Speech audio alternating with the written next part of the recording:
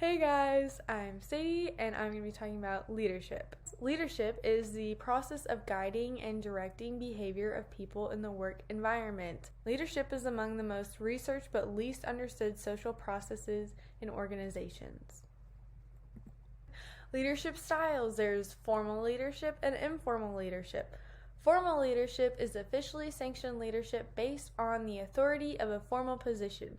It is the formal leader's job to organize the available resources, work out the logistics, and motivate the members of the team to carry out their tasks to the best of their abilities. Examples of this is the CEO of a company and a teacher at a school. So they're hired by someone higher up to help lead and teach other people. Informal leadership: unofficial leadership accorded to a person by other members of the organization. Although these leaders are not in a formal position of leadership, they are recognized as leaders by their peers. An example of this be a popular colleague.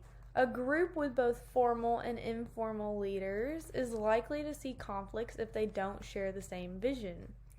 The group has different loyalties to different leaders. Group members are expected to be loyal to the formal leader because he or she has power, and they're likely to be loyal to the informal leader because he or she is one of them. They're seen more as a team member rather than just someone hired to teach them something or be in charge of them. The informal leader has a greater commitment to the group, while the formal leader's commitment usually is with the organization. Like I said before, they're hired to be in charge of them. Leaders and managers. What's the difference?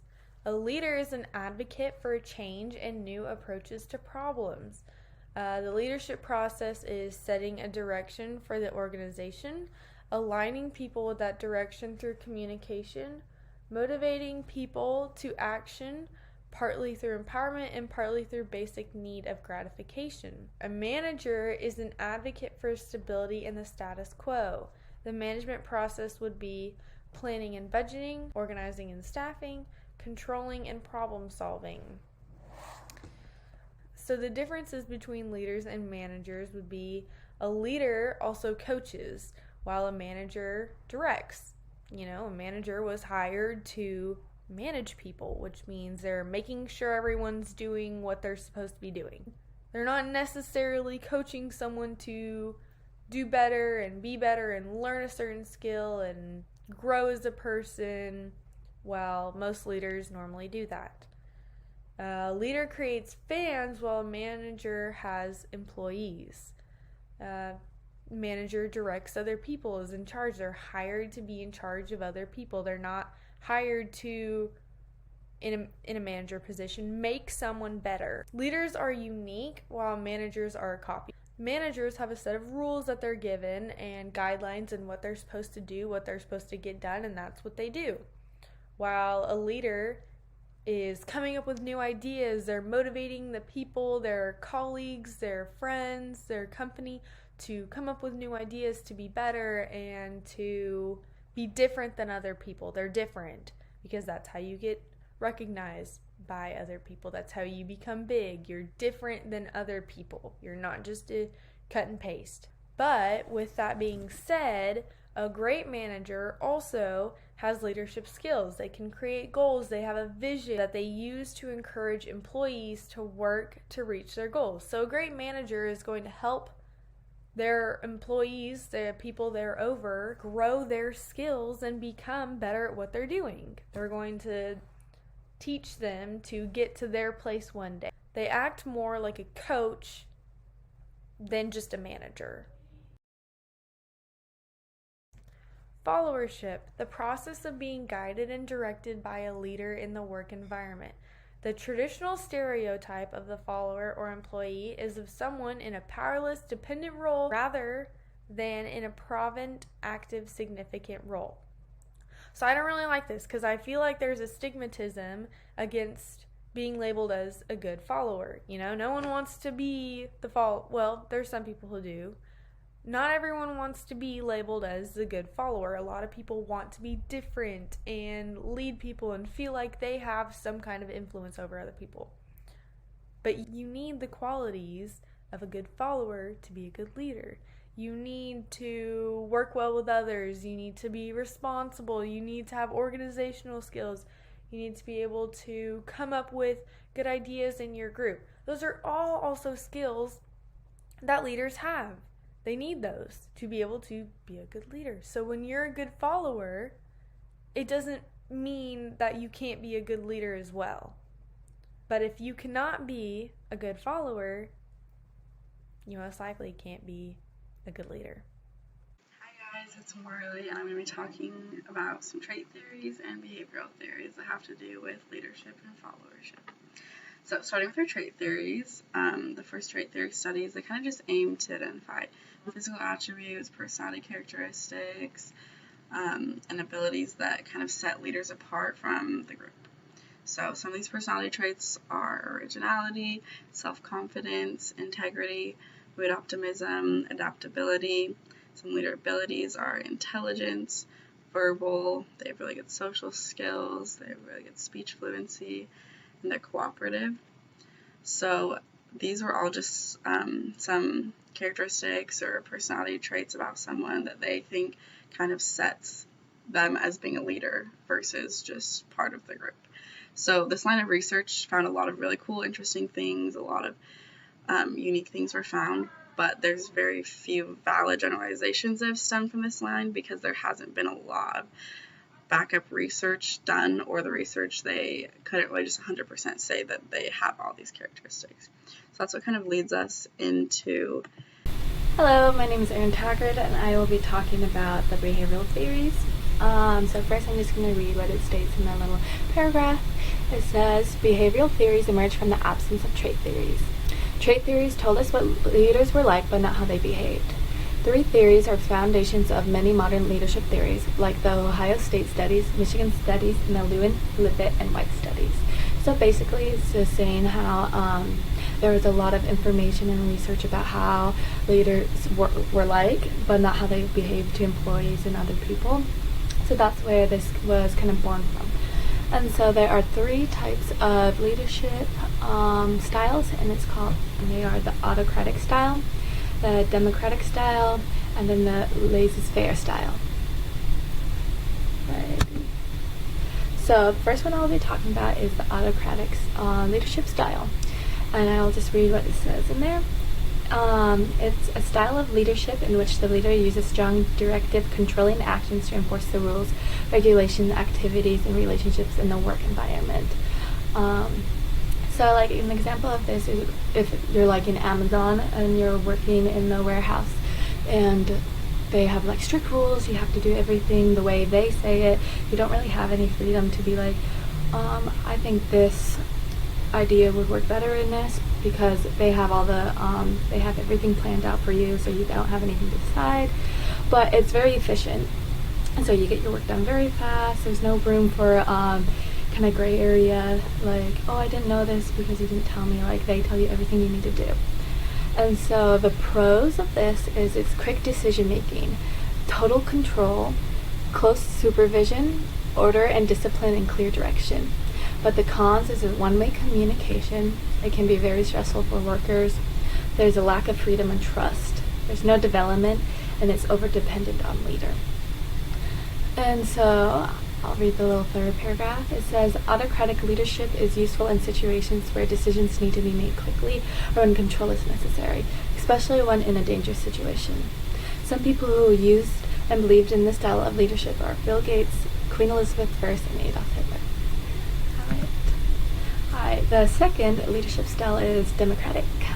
It's a style of leadership in which the leader takes collaborative, responsive, interactive actions with followers concerning the work and work environment. So like an example of this is if you had a job and you have like a team and you have to come up with efficient ways to solve your issue or sell your product, something like that.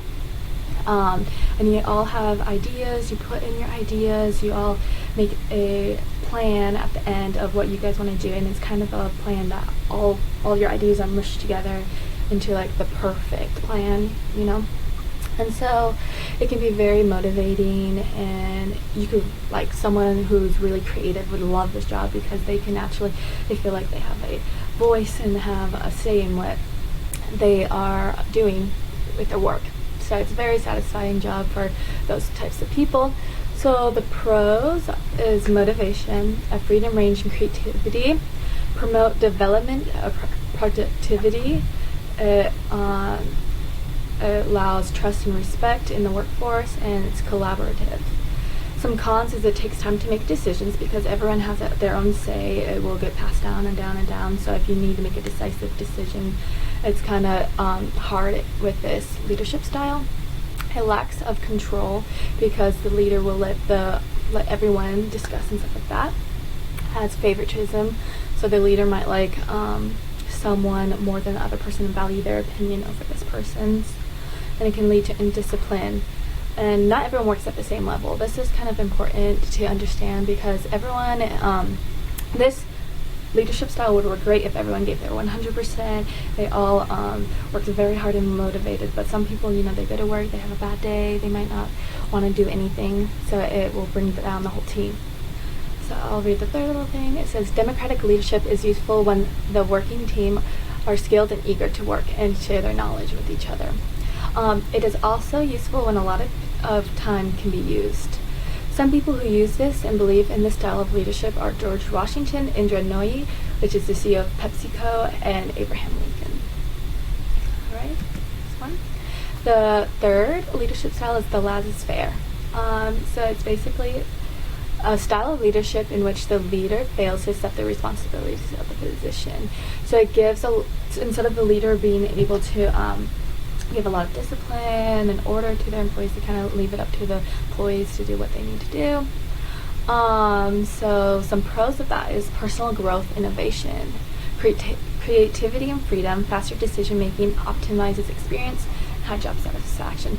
So this is kind of similar to the democratic leadership style, but it's different because there's not really like a leader, you're all equal kind of thing. And it's faster decision making because it's up to the employees to make the decision. So cons, lacks accountability because there's not really a leader to take the responsibility for it. They can just say, well, it's not my fault, whatever, or the employees could be like, well, I didn't have any guidance, so it's not my fault. So it can get really lost there on who to blame for certain situations. It can lead to indecisiveness and uninvolved. So leaders, because the leaders aren't making decisions and they're not really checking up on their employees at times. It can poorly define roles. It can be unmotivating laziness, or lead to unmotivating and laziness, because the leader isn't kind of like saying, you got to do this on this time. It's all up to it's all up to you. So that can sometimes be really hard to be motivated for that, and can reduce productivity because you don't really have that. As I said before, you don't have that motivation to really get it done because it's all just up to you, and no one's pushing you. So it is a good leadership style when there is a good and motivated working team. Some people who used and believe in this style of leadership are Herbert Hoover, Queen Victoria, and Andrew Mellon. Continuing with behavioral theories, we have the Ohio State studies. So the initial research, they studied air crews and pilots. So they had these aircrew members as followers, so they were the followers with their leader was the pilot. They asked them a wide range of questions about the lead pilots using this leader behavior description questionnaire. And so they took all their results and they found two very specific important underlying dimensions of leader behaviors. So these two are initiating structure and consideration. So initiating structure is leader behavior aimed at defining and organizing work relationships and roles, as well as establishing clear patterns of organization, communication, and ways of getting things done. Consideration was leader behavior aimed at nurturing friendly, warm working relationships, as well as encouraging a mutual trust and interpersonal respect within the work unit. So these both are independent of each other, so leaders can be really high in one area and really low in the other. They can be high in both, lots of different combinations of that. And both these two dimensions of leader behaviors, they were intended just to describe leaders' behavior, not to evaluate or judge their leadership in any sort of form, just to kind of see how they behave. We have the Michigan Studies. This is another approach to the study of leadership that was developed at the University of Michigan, and it suggests that a leader's style is very important implications for the emotional atmosphere of the work environment, and so for the followers also. So it's based about the emotional environment and then how that affects all the followers that work under that person. So there's two different styles. There's production-oriented style, which is a work environment with constant influence attempts on part of the leader, either through direct close supervision or through the use of many written and unwritten rules and regulations of behaviors, and the focus is really on getting the work done. We also have employee-oriented style, which is a work environment that focuses on relationships. So our leader shows a little less direct supervision, establishes fewer rules and regulations for their behavior, and there's a more concern for the people and their needs. So I think both their names kind of explain them pretty well. I mean, your employee, they're like focusing more on the employees, on relationships, and for like the people and what they need, and production oriented, obviously focusing on getting the work done, getting like the quickest task efficiency as best as possible. So based on all the studies kind of pulled together, you can kind of identify two basic leadership styles. You have a focus on tasks, which would be autocratic, production oriented style, and initiating structure. And then you also have focus on people, which would be democratic, employee-oriented style, and consideration. So overall, those two kind of basic leadership styles set apart most leaders from the groups. Aloha guys, so we're going to be going over some contingency theories of leadership. So there are organizational theories that believe that leadership style must be appropriate for the particular situation. So the course of action is contingent or dependent upon the internal and external situation. So these are basically if-then theories, stating that if the situation is blank, then the appropriate leadership behavior for that situation is blank. And we're going to go over 5 of these theories: Fiedler's contingency theory, path goal theory, normative decision theory, situational leadership theory, and leader-member exchange. So we start off with Fiedler's contingency theory. It states that the fit between the leader's need structure and the favorableness of the leader's situation determines the team's effectiveness in work accomplishment. So the leaders are either task-oriented or relationship-oriented, depending on how leaders obtain their primary need for gratification. So as you see in my bubbles over here, we have task-oriented leaders that focus on accomplishing tasks and getting work done, and relationship-oriented leaders that focus on developing good, comfortable, interpersonal relationships. And the second half of that theory is situational favorableness, which we will get to after this. Okay, so we start with Fiedler's least preferred coworker, or LPC, and this is how Fiedler classifies the type of leader you are. Okay, so LPC is the person a leader has least preferred to work with during his or her entire career, and that leader is then asked to describe that coworker using this little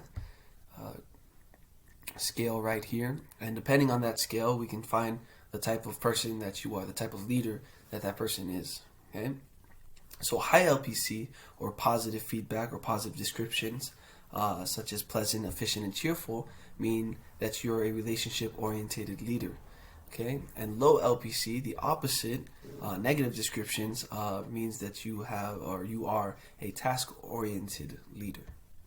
Okay, and now we have situational favorableness. So we have favorable leadership versus unfavorable leadership. And based on these 3 dimensions right here, task structure, position power, and leader-member relations, the situation is either favorable or unfavorable for the leader. So task structure is the clarity or ambiguity of rules, regulations, and procedures for getting the work done. Position power is the leader's legitimate authority to evaluate and reward performance, punish errors, and demote group members. And leader-member relationships is the quality of interpersonal relationships among the leader and the group members, based on this little scale here, just like the LPC. So in terms of a favorable leadership, you would have well-structured tasks, great structure, strong position power, and good leader-member relationships. An unfavorable leadership would be the exact opposite. Very unstructured task, poor position power, and poor relationships with the leader and the members. Okay? And right here we have leader effectiveness. So this chart right here kind of just puts everything together, the LPC and the favorableness of the situation. So it says here that low and high LPC leaders are each effective if placed in the right situation. So they're both good, whether you are a low or high LPC leader.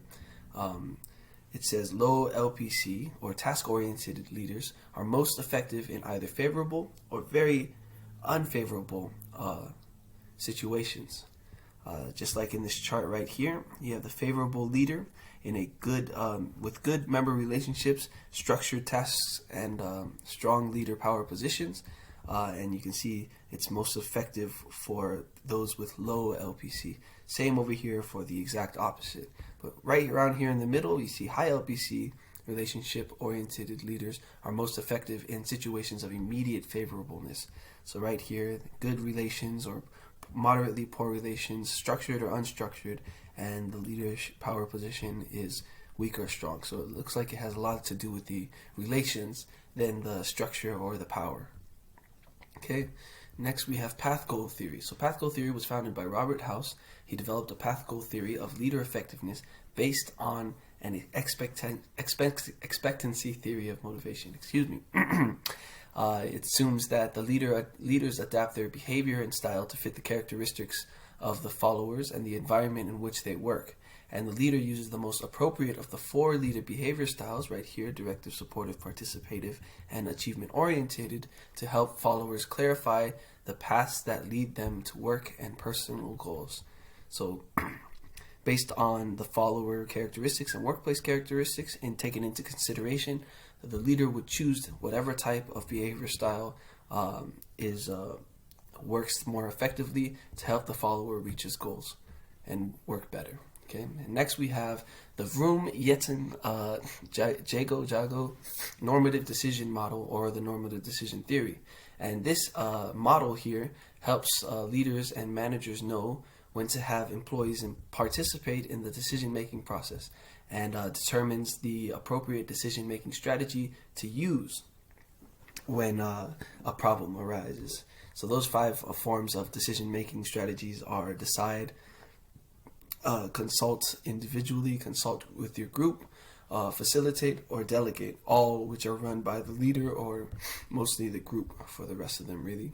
So basically in this model, if you have a problem, you would go through these different questions on whether the significance of the decision, the importance, and everything else to see whether or what you should do in order to make the right decision for this for the problem.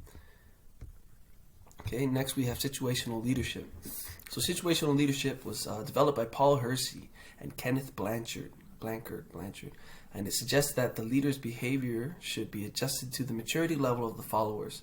So the maturity level is categorized into 4 levels right here. So based on your willing and ableness, right? So we have unwilling and unable, willing and unable, unwilling but able, and willing and able. So based on these followers and these types of levels of maturity, I guess, a leader can choose on the correct way of how to lead, or how to go forward with the task for these specific followers. So first example would be here, a leader should use a telling style when a follower is unable to do a certain task. So right here, if the follower is unwilling and unable, the chart says right there that telling is the way that the leader should work with that specific follower. And then there's the other example. We'll just do one for now. All right, last but not least, we have leader-member exchanges. So this theory recognizes that leaders may form different relationships with their followers. And it falls into 2 main groups, the in-group and the out-group followers. So in-group members tend to be similar to the leader and are given greater responsibilities, more rewards, and more attention. They work within the leader's inner circle of communication, and as a result, in-group members are more satisfied, have lower turnover, and have higher organizational commitment. Out-group members, in contrast, are outside the circle and receive less attention and fewer rewards, and they are managed by formal rules and policies.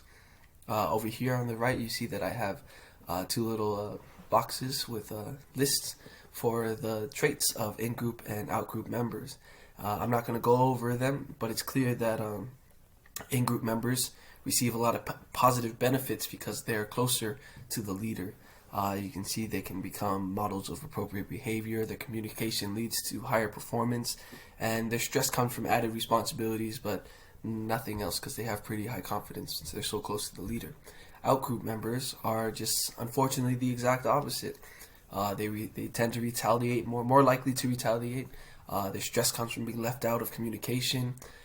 They just have lower performance ratings when they try to talk try to communicate with their leaders, and they usually have the bad side of everything. Aloha, my name is Jana Nielsen, and I'm going to be talking about followership and the cultural differences we see in leadership today. So, followership has two different views. One is a very traditional view, looks at followers as passive people, but the more contemporary view of followership is an active view, and that view believes that followers have the potential for leadership in the future. And this chart that you see below can be found on page 451 of your textbook. And we're going to go through it kind of from the bottom up. So in the right-hand corner, there's a little asterisk and it says survivor next to it. So the survivor follower they're just the better safe than sorry follower. They move between active and passive and critical and uncritical thinking. And that's why they're not really on the chart. They just move back and forth, and they really are a low risk and not very disruptive in an organization because they move back and forth between those columns. An alienated follower, they think independently and critically, but they're very passive. And because they're passive and think independently, they become emotionally and psychologically distant from their leaders, which can be very disruptive and a threat to an organization because they don't communicate their personal thoughts very well. Sheep, they're uncritical, dependent thinkers, and they're passive. They simply do what their leaders tell them. Yes people are also uncritical and dependent thinkers, but they're active in that. Yes people can be very detrimental to organizations and to leaders because they simply say yes. They're active in their behavior, but they're not critical thinkers. They depend on what the leaders told them to do. And they can give false positive reactions because they constantly say yes and they're active in carrying out exactly what their leader's telling them to do. Now, effective followers, they're critical, independent thinkers, and they're also active. So this is the type of follower you would want to be, is an effective follower. These people are insubordinate without being disrespectful, and they're highly engaged at work. They know how to ask questions, but how to be active in that questioning. So effective followers, they are the most valuable to both a leader and an organization. And it's because all effective followers share 4 essential qualities. They practice self-management and self-responsibility, and this makes it so a leader can delegate responsibilities to an effective follower and not have to worry about it being done. They are committed to both the organization and a purpose, principle, or person outside of themselves. So they're not just committed to the organization because they want to better themselves. They're committed to the organization and other things outside of themselves within that organization.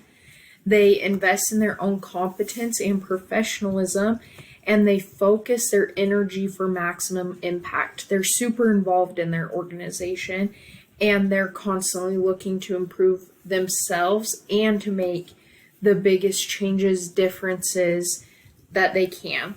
And they're courageous, honest, and credible. And effective followers could be seen as self-leaders. They know how to self-start. They know how to keep going. They can ask questions, but they also can get stuff done on their own. And this is why you want to be an effective follower, or any of us want to be an effective follower.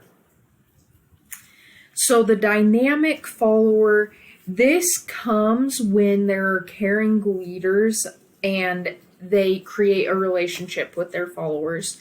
It's a very contemporary view of a follower because it's seeing the follower as someone who can become the future leader. And dynamic followers, they're very responsible stewards of their job. So they take care of what they're in charge of, and they do their best at taking care of those things. They're effective in managing their relationship with their boss. They don't just let the boss determine what happens in that relationship. They actively pursue a positive relationship with their boss. They practice responsible self-management, so they can manage their time well. They can manage their reactions to things that happen within the organization, things like that. And they also become a trusted advisor to the boss. And they do this because they are responsible. They keep their supervisor or their boss well informed. And this was my favorite part. They're open to constructive criticism and they solicit performance feedback. So they're asking, how can I do better? And they're open to all of that feedback that their supervisor, their boss, or any other coworker or any other peer within their organization gives them. And they share their needs with their team or with their boss, and they build trust and dependability into their relationship with their boss. And that's really how they build that trust in that relationship. So last but not least, the cultural differences in leadership. We all come from many different areas of the world, and leadership has often been looked at through geographical areas. So everyone in Asia leads the same way, everyone in Europe leads the same way, and everyone in America, South America leads the same way. But that simply is not true. There are so many unique differences between countries, towns, that really change how leadership is viewed. So, for example, someone from the West Coast might view leadership differently than someone from the East Coast. Someone from Singapore might view leadership differently than someone from the Philippines. And we have to be consciously aware of that as we lead in different areas around the world. Just because someone is from a similar area of the world, it doesn't mean they're gonna view leadership the same way. So always be conscious of checking in on your followers' views of leadership so that you can effectively follow them.